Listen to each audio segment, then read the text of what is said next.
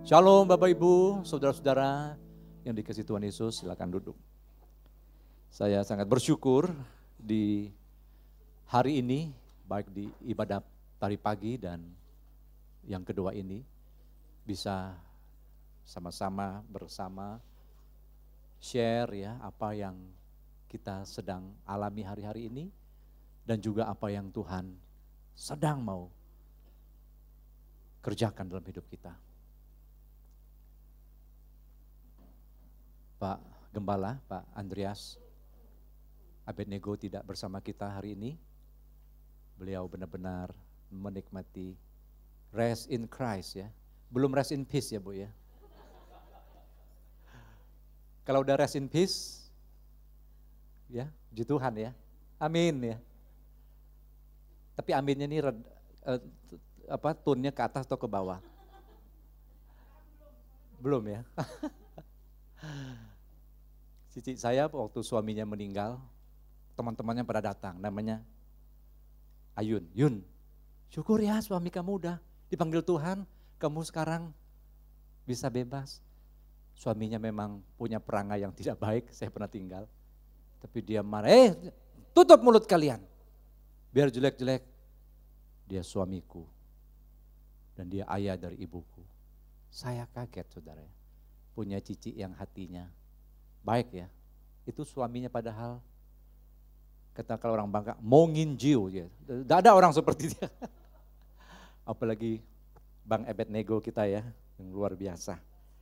Dia mengalami pemulihan total hari-hari ini, dan saya juga ya sama sedang dalam rangka persekutuan dan menjalankan beberapa terapi, tapi saya merasa segar ya, hanya ada batuk-batuk. Saya bilang tadi pagi bahwa dalam pertemuan seperti ini kita bukan hanya ya dengar khotbah, kita juga tetap walaupun terbatas saling menasihatinya ya, Pak Dokter ya.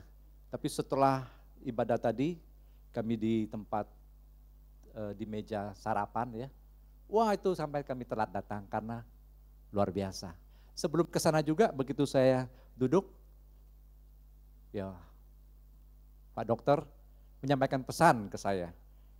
Di awal saya bicara bahwa kita sudah jarang mendengar kalau pertemuan seperti ini nih, saudara dipanggil sidang jemaat yang dikasihi Tuhan.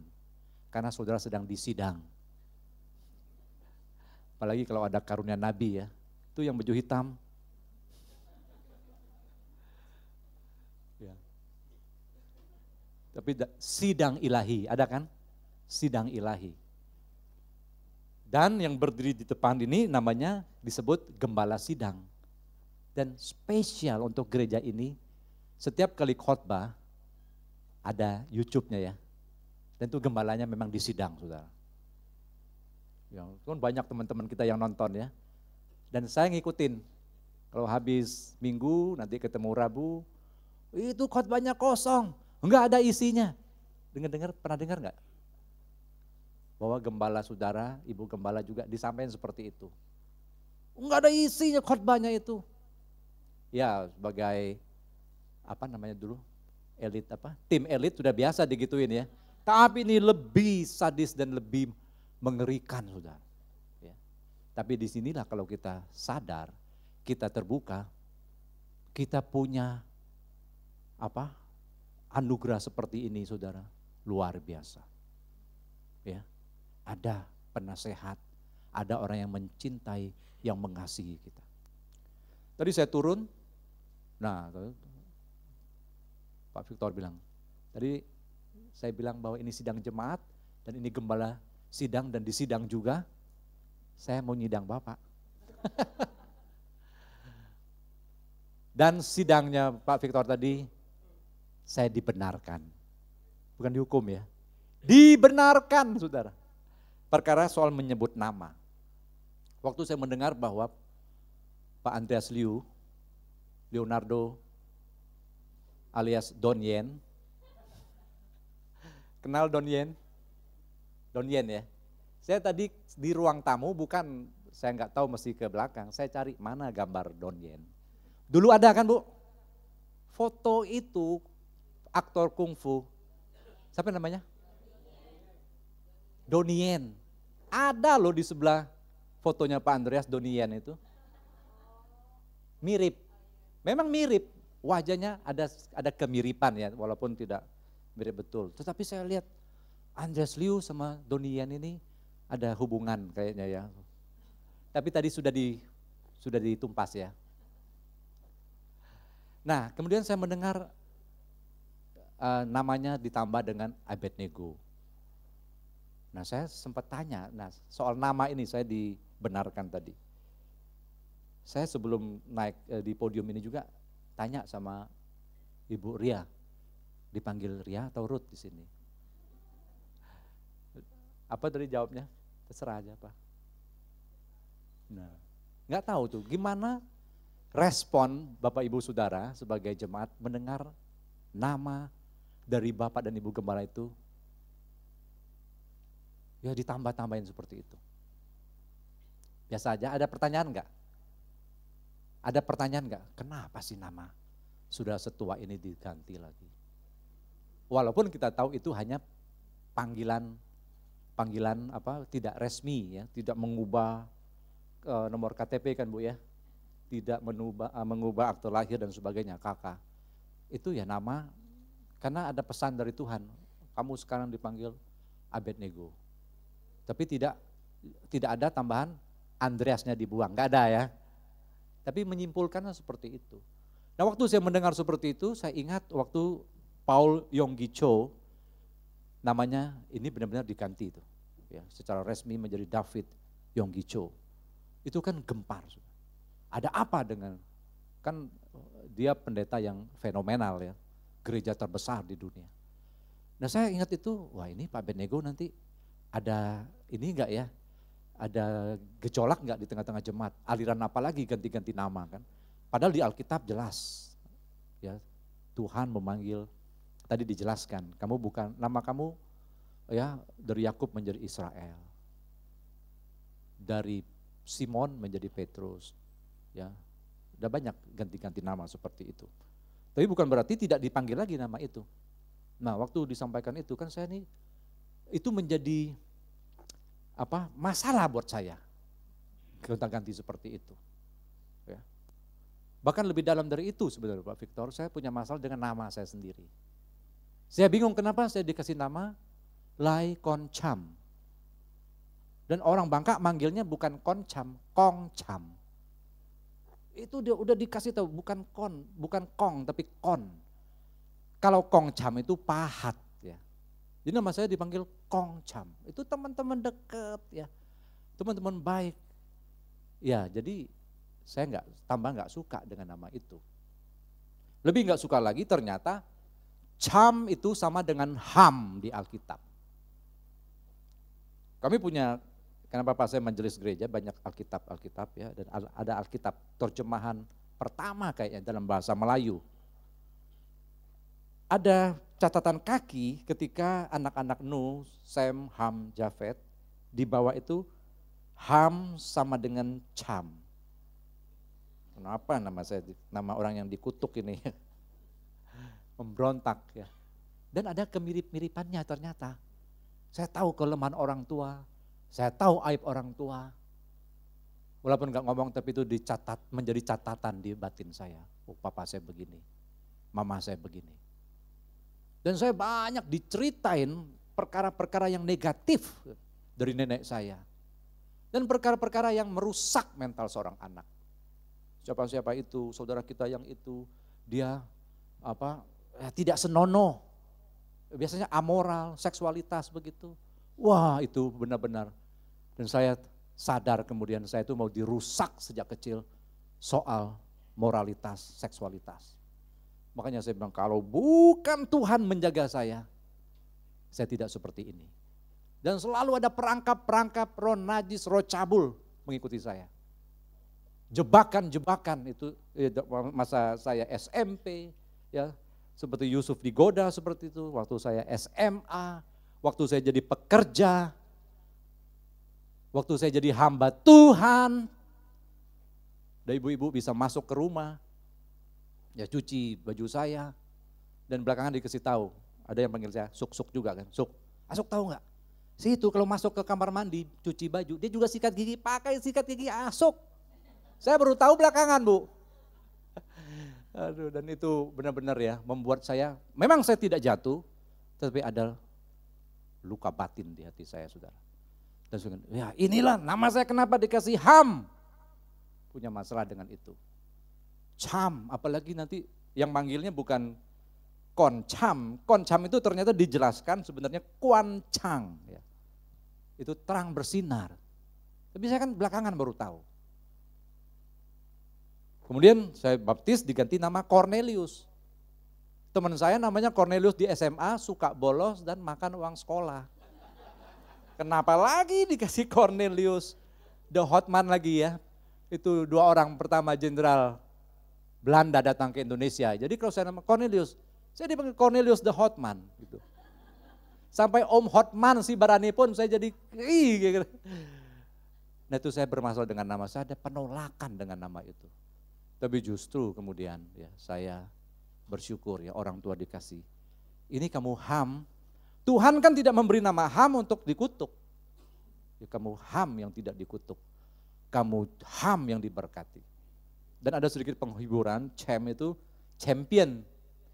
Waktu tamat SMP saya pakai baju ya CHAMP itu Cem. Dan ada juga baju saya champion dan saya memang juara di sekolah saudara. Tapi ini hati-hati juga. Itu faktor negatif ya, tapi ini faktor positifnya. Saya ada kelebihan, ya, tidak mau nomor 2, selalu mau nomor 1. Mau diakui, mau diterima. Itu saya punya latar belakang sudah. Sehingga kalau soal nama saya sangat hati-hati. Salah satu supaya saya diterima adalah cara saya menyapa orang. Plus kemudian cara saya menghargai orang. Kamu kelihatannya langsing ya. Pintar sekali saya saudara. Dan itu berhasil. Di mana-mana saya disayang orang tuh salah satu saya care. Padahal ada setan di baliknya. Saya di Palembang kalau mengajar sekolah kita PBSU selalu diajak ya pengusaha, jemaat, Bapak Gembala makan. Dan selalu ada pesan-pesan yang menyenangkan mereka. Pak Bambang kok sekarang langsing ya? Wah saya lihat mukanya sumringah saudara. Lalu cerita ke istrinya. Pak Koncam, malam istri saya bilang, care ya om itu ya. Dan rupanya suaminya itu kalau ketemu orang selalu menunggu komentar orang. Jadi kalau orang enggak berkomentar dia bilang ke istrinya, kok dia enggak ngomong apa-apa tentang saya ya. Dan ketemu saya kan cocok. 7 kali pertemuan, 7 kali ada berita positif. Dan tepat. Memang saya lagi program menguruskan badan Pak. Oh, Pak kok sukacita hari ini? Baru dapat proyek besar. Saya tadi pikir, wah ini hebat juga ya hikmat. Ya, karunia nubuat tuh ada pada saya. Tetapi kalau sayanya tidak benar, bisa dipakai setan. Untuk menyesatkan orang dan juga untuk menyesatkan saya sendiri. Soal nama itu menjadi pergumulan lama dalam pengembalaan saya. Dan hebatnya itu jemaat gak seragam manggil saya. Ada yang manggil saya Suk-Suk, ada yang manggil saya Om, umur 80 tahun manggil Om ya. Ada yang panggil nama, Cam gitu. Ada yang nama Mukse. Nah Mukse ini saya sedikit adem ya. Mukse itu terhormat kalau di Bangka dipanggil Mukse. Dan ada komunitas gereja yang memanggil gembalanya Mukse. Itu kalau sudah manggil Mukse mereka hormat sekali. Gereja Protestan, GP Kris, GKI itu, Mukse, Semu, Contoh ya, itu penginjil, itu di bawah kelasnya. Padahal Alkitab enggak mengajarkan seperti itu. Jadi kalau saya dalam sebuah acara undangan makan, kedatangan dari keluarga jemaat gereja kelompok itu yang manggil gembalanya Mukse. Dan mereka mendengar jemaat panggil saya Cam. Makanlah Cam. Jadi kalau itu saya harus menghindar, jangan dia panggil saya nama. Sebab apa? Mereka diomelin sama teman-teman majelis gereja GKI itu. Kurang ajar. Itu gak boleh panggil nama, ya. Itu pendeta loh, mesti panggil Mukse. Dan mereka sempat curiga, jangan-jangan pendetanya enggak didik jemaat, panggil dengan benar pendetanya. Sampai hari ini, jemaat bingung mau panggil saya. Betul Pak Victor. Jadi ada sekelompok ibu-ibu, kan gereja kami itu rumah ibadahnya, sekelilingnya itu hampir janda, terus ada yang tidak menikah, ya, udah umur 70-80, terus kan tambah lagi seberang gereja janda, sebelah gereja tidak menikah, belakang gereja 1, 2, 3 janda, yang satu tidak menikah. Sebelah sana janda juga sudah meninggal, anaknya tidak menikah. Jadi orang-orang ini paling bingung panggil saya. Berdebat sampai hari ini. Kami mau panggil apa? Masa kami tua panggil dia om? Secara konsep saya berkata panggil apa saja boleh. Yesus saja dipanggil nama. Tapi di batin saya ada gangguan itu. Nah tadi saya disidang oleh Pak Victor. Bapak enggak usah pusing soal nyebut nama. Mau panggil Andreas, Abednego, mau panggil Ato, bebas. Saya baru terbuka tadi Pak. Itulah kalau kita punya hati yang siap untuk dinasehati. Bahkan disidang. Amin, sidang jemaat. Jangan takut ya.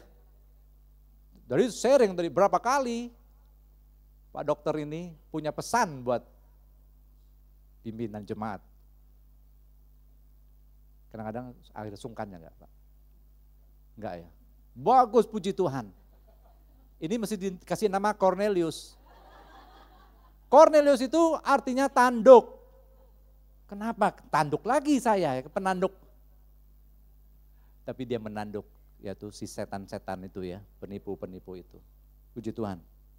Nah saya bilang dari anugerah besar buat jemaat DDC ini. Karena di luar sana itu ada yang nontonin saudara. Khususnya nontonin ini kan, kalau YouTube itu hanya di depan ya. Saya juga nanti mau nunggu tuh laporannya apa. Ada isinya, ada kosongnya, ada egonya, ada pamernya. Itu mesti bayar mahal. Ya. Pemirsa di rumah, Shalom. Ya senang sekali bisa berkumpul bersama-sama. Mari kita saling menasihati, saling bila perlu juga, jangan takut untuk, kalau sidang itu sudah ada pembelaan kan, enggak mau terima, dijelasin hukum-hukumnya, ya, ayat-ayatnya, data-datanya, tapi tetap mengelak. Bahkan tidak sedikit yang kemudian mengundurkan diri dari pertemuan itu. Dan itu tidak heran, di zaman Yesus, murid-murid ya, atau pengikut-pengikutnya itu banyak sekali yang mengundurkan diri, karena apa? Perkataan ini keras. Dan justru anugerah Tuhan kalau kita merasakan ada pesan yang keras, bahkan teguran yang keras. Jadi mimbar ini, hari ini harus saudara pahami, tempat ini adalah tempat persidangan dalam suasana kasih, dalam suasana sidang ilahi. Amin. Sepakat? Jangan gampang tersinggung ya. Kalau di pengadilan ada yang tersinggung, lalu protes, hukuman tambah berat, betul nggak Pak? Menghalang-halangi proses persidangan. Ngerti kan itu? Saksi palsu ada hukumannya. Coba lihat orang lagi bersidang, duduk di kursi persakitan namanya ya. Ini kan kursi empuk ya. Saya melihat kenapa gereja telah menyimpang sangat jauh, ya karena hal itu. Kemurahan Tuhan, kasih Tuhan yang luar biasa, ya, roh yang lemah lembut, belas kasihan, itu betul. Tuhan itu menghendaki belas kasihan. Apa itu belas kasihan?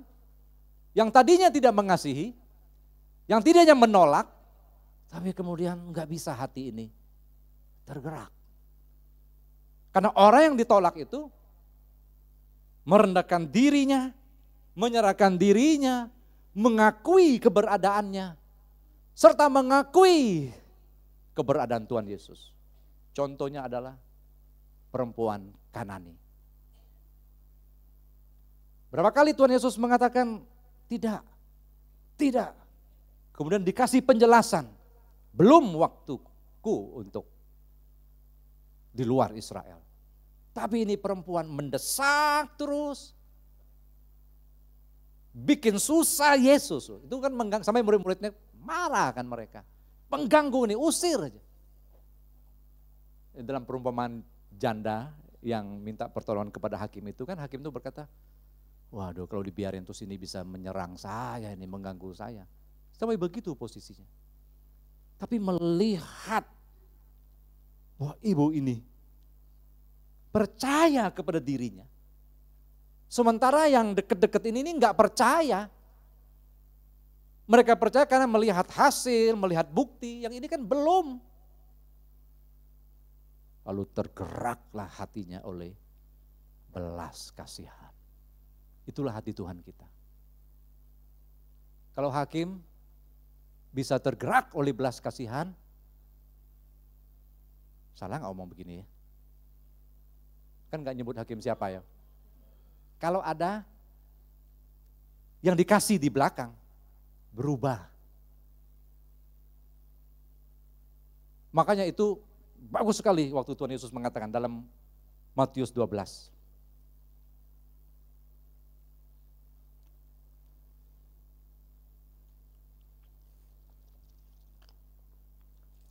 Dalam konteks ketika Yesus bersama murid-muridnya, ya, murid-muridnya memetik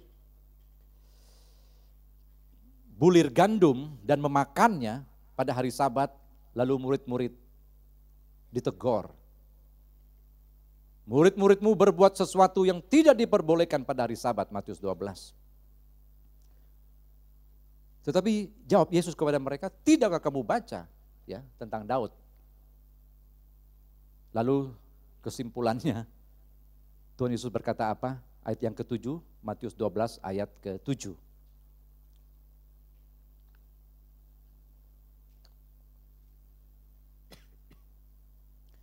Jika memang kamu mengerti maksud firman ini, yang kukehendaki ialah belas kasihan dan bukan persembahan.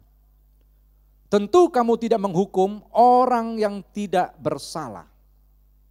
Karena anak manusia adalah Tuhan atas hari Sabat. Itu jawaban kepada orang-orang Farisi. Jika kamu mengerti bahwa Tuhan adalah Tuhan, bukan hanya Dia kasih, tetapi kasihnya itu akan bergerak, akan berbelas kasihan, akan mengalir. Jadi kasih Tuhan itu begitu fleksibel, begitu aktif dan dinamis, akan menjadi persoalan di hadapan para orang yang rohani dan yang memegang teguh hukum. Ini benar, ini salah, mereka sangat tidak bisa terima. Siapa dia ditolong oleh Tuhan? Itu kan tidak benar. Tapi kenapa hidupnya enak-enak saja? Terganggu. Lalu muncullah apa? Penelitian. Kayaknya. Dan kalau sudah masuk ke sana, saudara, terjadilah konflik, terjadilah pembunuhan karakter, perpecahan, kepahitan, dan sebagainya. Nanti kita melihat di seterusnya. Karena seterusnya, Yesus bukan hanya menjawab itu, Yesus setelah dari itu, Yesus ke rumah ibadat, dia melihat seorang yang sakit, mati sebelah tangannya, ayat 10 Matius, bolehkah menyembuhkan orang pada hari Sabat?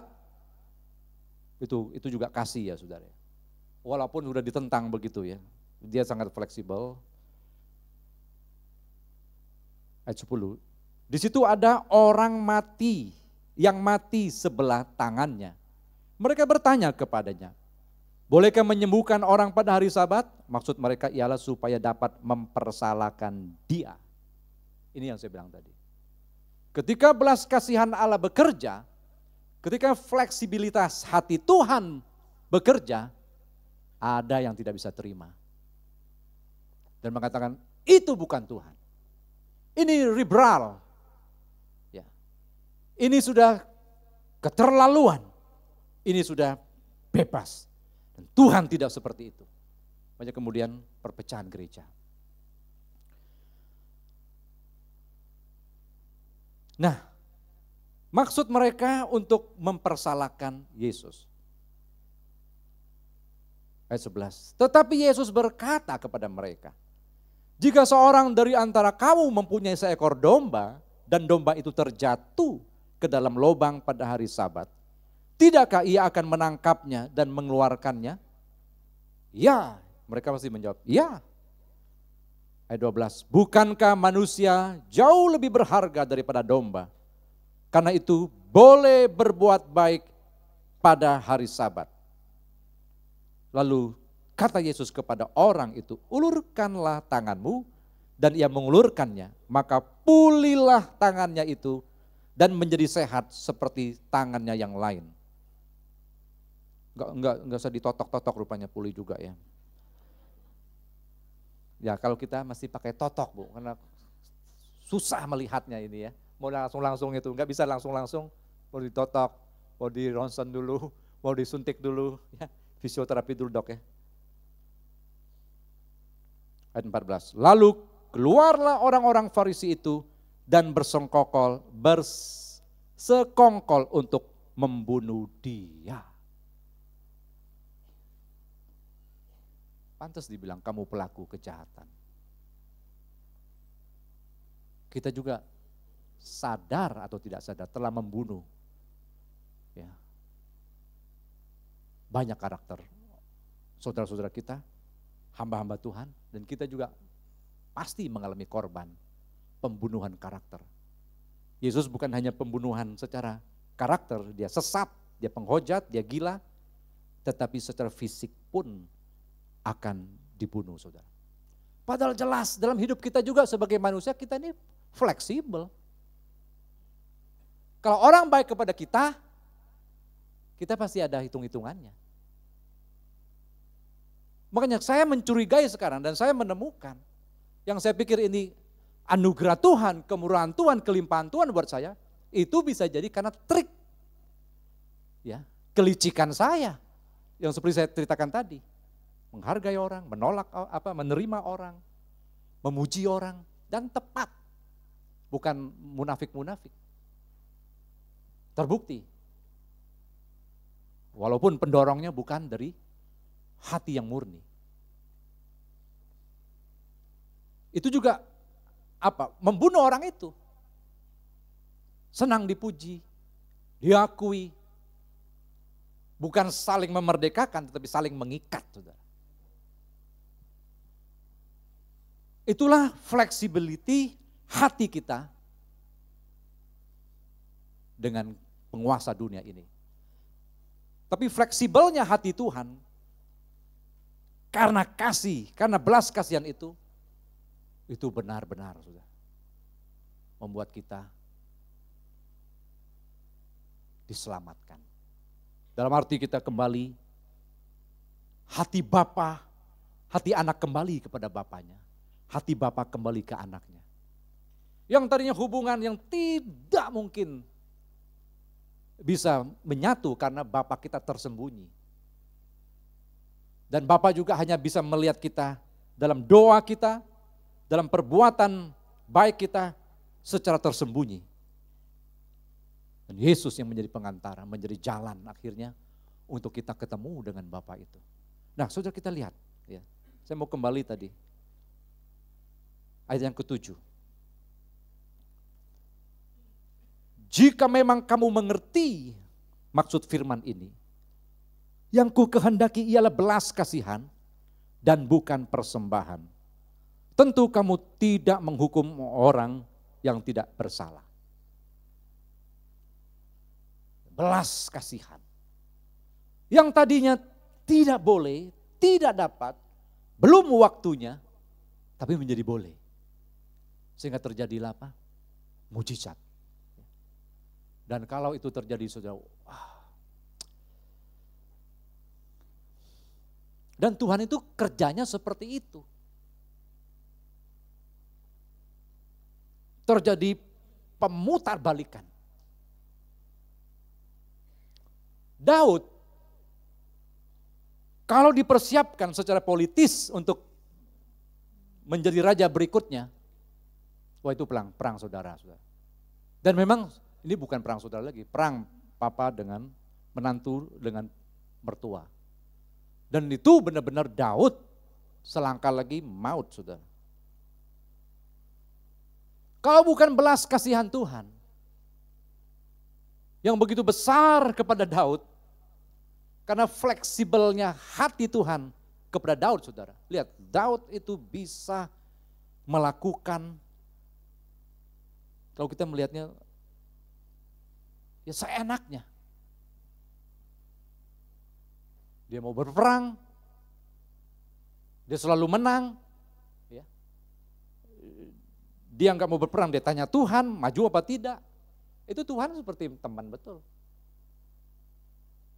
Dia memuji Tuhan dari hatinya, keluar semua. Tidak ada yang ditahan-tahan. Tidak ada yang mengajar dia. Siapa mentor dia? Teman-teman sepersuku kuat bujang-bujang, itulah dia bersekutu dengan bujang-bujang itu. Inilah anugerah, inilah belas kasihan Tuhan. Dan Tuhan itu untuk berbelas kasihan itu dia mencari. Mata Tuhan menjelajah seluruh permukaan bumi untuk mencari orang yang mencari dia. Orang yang bersungguh hati. Bersungguh hati artinya kalau dapat ya dapat, kalau enggak. Kalau Daud itu kan terus dia. Terus. Kerjakan terus. Tetap setia. Makanya ada kesetiaan yang sejati itu. Itu yang ditakuti oleh Rasul Paulus.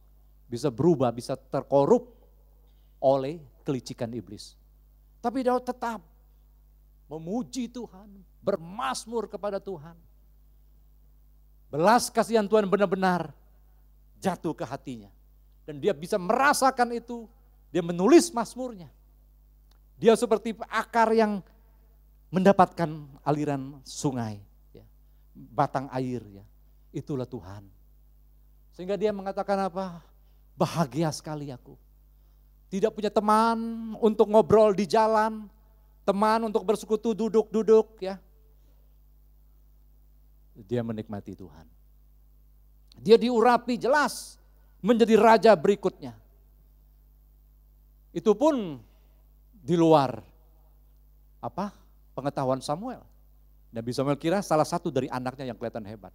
Tapi Tuhan bilang enggak. Masih ada satu, hampir Isai lupa masih ada satu. Daud dipanggil, lalu Daud berkata, this is the man, bukan the boy, sudah. Inilah orangnya, diurapi. Samuel tidak mungkin lupa dia diurapi. Keluarganya tidak mungkin tidak tahu, pura-pura tahu pun gak bisa. Semua orang tahu Daud raja. Tapi kok bisa? Udah diumumkan, ini penerus, bisa lupa. Dan Daud juga, saya mungkin kasih ilustrasi Daud diurapi, sudah ya Nabi Samuel sudah ya, saya pulang lagi ya, dia pulang lagi ngambil kecapinya dan dia tidak ada aku jadi raja, enggak, dia tetap Tuhan adalah gembalaku, sekalipun bukan ada satu lagi, hatiku dan dagingku habis lenyap, tetaplah engkau, selain kau tiada yang lain yang kuingini. Itu terus menerus, seperti rusa merindukan sungai, lebih baik satu hari di pelataranmu. Ya. Jangan ambil rohmu dariku waktu dia berdosa. Silakan Tuhan pukul aku, bersihkan aku. Silakan apapun Tuhan yang Tuhan kirimkan orang untuk membersihkan aku, untuk menghakimi aku, untuk mengutuki aku bahkan. Asalkan aku tidak terlepas dari Engkau. Wow, Tuhan bilang, ini hatiku ini aku ini. Makanya Daud Saudara, kalau Tuhan Yesus sendiri enggak membuka ini kepada kita, tetap menjadi pertanyaan. Imam-imam pun menutup hal ini. Daud ketika lapar bersama pengikutnya, mereka boleh makan roti sajian. Sehingga Yesus mengatakan apa? Yang kuhendaki ialah belas kasihan, bukan persembahan. Tentu kamu tidak akan menghukum orang yang tidak bersalah. Mengapa tidak tepat penyampaian kita? Kita memberikan penghukuman yang salah. Yang benar disalahkan, yang salah dibenarkan. Karena ada persembahan di balik itu. Dan kalau ngomong persembahan, itulah manifestasi dari hidup kita. Uang kita itulah. Kamu kerja berapa jam, kamu dibayar berapa. Itulah hidup kita. Sebab itu kita sangat sulit untuk terlepas dari diri kita yang dimanifestasikan dengan uang itu. Dan orang kalau sudah dikasih uang, dikasih benda yang dibeli dengan uang, saudara, orang akan berubah. Fleksibel hatinya. Pandangannya bisa berubah. Rumah tangga bisa pecah karena persembahan-persembahan itu. Jadi sebetulnya dunia ini hanya bisa diselamatkan kalau the flexible heart of God itu bisa sampai, saudara. Suku, bangsa manapun di dunia ini. Dan itulah yang perlu dibawa oleh murid-murid Kristus, oleh orang-orang percaya ke seluruh dunia. Yaitu kasih Tuhan, belas kasihan Tuhan. Yang telah datang kepada kita dan yang kemudian secara fleksibel kasih itu bisa mengalir kepada siapa saja yang melampaui pengetahuan kita, pikiran kita. Dan kita dengan hati yang fleksibel, saya tahu ini tidak boleh. Saya tahu ini melanggar firman. Tetapi sang firman tidak merasakan apa-apa di hatiku, jalan terus. Go ahead. Sehingga terjadilah di gereja ini maupun di jemaat kami. Ada orang-orang yang tadinya ditolak. Sudah dicap orang ini tidak pantas. Tapi kemudian mereka tetap diberkati, diteguhkan. Bukan kami. Itu peperangan. Karena dulu saya tegas soal Alkitabiah. Sampai mati pun saya tidak akan memberkati orang kalau sudah begini-begini. Ayatnya. Tapi kenapa kalau yang mau dinikahkan ini donatur dan orang yang saya berhutang budi, itu sempat mikir, walaupun tetap tidak. Tapi enggak enak hati saya. Hati saya tidak bisa fleksibel. Tapi banyak fleksibel itu terjadi di aliran kami juga, saudara. Karena anak pejabat, anak anggota dewan, dan pernah berhutang budi, hutang hidup, saudara, dijalankan, dikerjakan. Dan mereka spesialis memberkati orang yang bermasalah. Dan biasanya kalau memberkati yang bermasalah itu, berlipat-lipat persembahannya. Saya dengar dari pendeta kalau memberkati seperti itu, 200 juta. Kalau enggak ada masalah apa-apa, 50 juta cukup.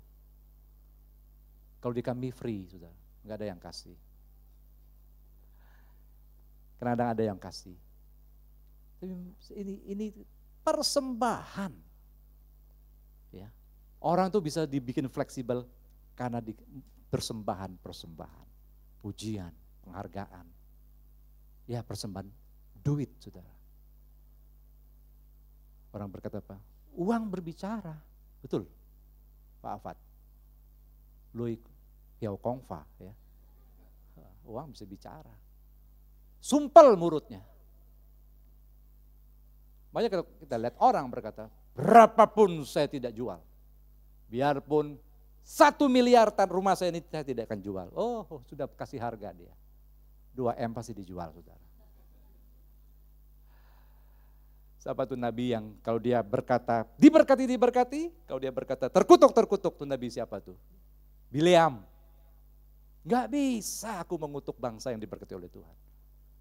Kami setengah dari kekayaan akan diberikan kepadamu. Tetap nggak bisa, dinaikin aja sedikit. Setengah dan kamu menjadi penasehat raja. Itu kan Bileam kemudian tidak bisa mengutuki bangsa Israel. Dia turun kemudian, nah itu fleksibel heart-nya dia. Nggak apa-apa kalian kawin aja sama bangsa itu, nggak apa-apa. Kita harus apa itu namanya, kawin ini menjadikan segala bangsa murid. Bileam menasehati orang Israel untuk berzina, saudara. Dan itulah kemudian menjadi celah bangsa Israel. Pecah, jatuh bangun, saudara. Karena apa? Bileam hatinya bisa dibikin fleksibel dengan apa? Persembahan. Kita kalau belum bisa terbeli oleh Yesus, karena belas kasihannya, kita semua akan jadi pelacur, saudara. Makanya jangan pasang harga.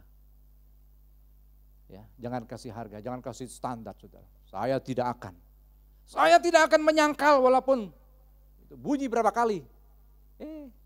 Tambahnya sekali lagi, saudara. Kan Yesus bilang 3 kali saya nggak nyangkal kan, keempat saya nyangkal.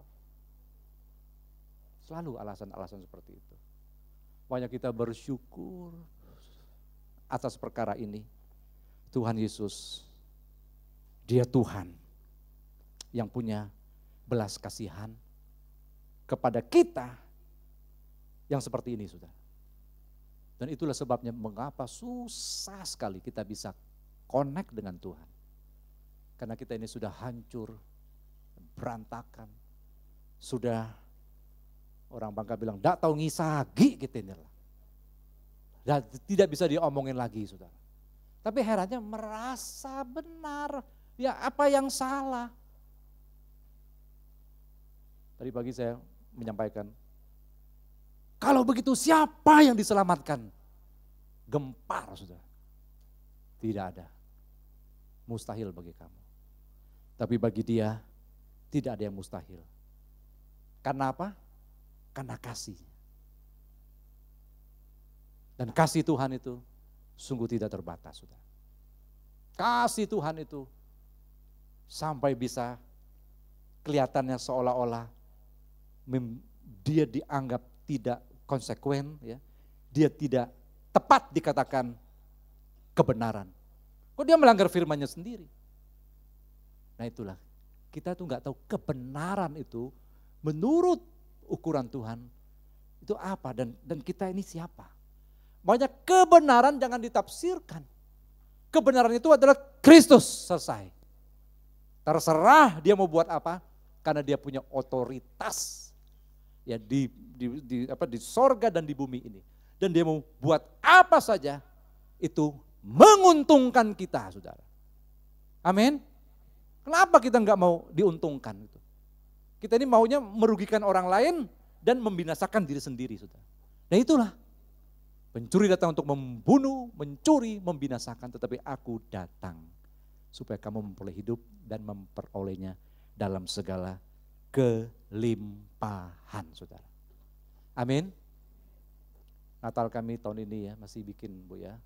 Natal dan temanya apa? Sambutlah Yesus. Sudah 2000 tahun lebih dia belum disambut-sambut. Ya. Sambutlah kasih-Nya. Dan sambut hadiah-hadiah itu ya, waktu kecil kita merindukan Natal dan semua hadiah, yang majelis dapat hadiah dan penghargaan. Enggak tahu di sini masih ada enggak yang gitu-gitu? Enggak ada lagi ya. Hadiah-hadiah enggak ada lagi ya. Yesus cukup ya. Sambutlah Yesus. Mantap. Ya, sambutlah Yesus. Waduh, saya merinding sudah. Kalau kita nyanyi dari hati ya, tinggikan Yesus. Saya bergema dari semalam itu lagu Majesty. Kita nyanyi lagu itu ya. Worship His Majesty.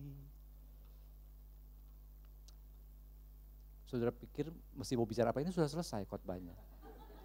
Hati yang fleksibel dari Tuhan, amin. Jangan fleksibel iblisnya dari kita. Kita stop, kita bertobat, mari kita menyambut ya kasih yang mengalir dari hati yang fleksibel itu kepada kita.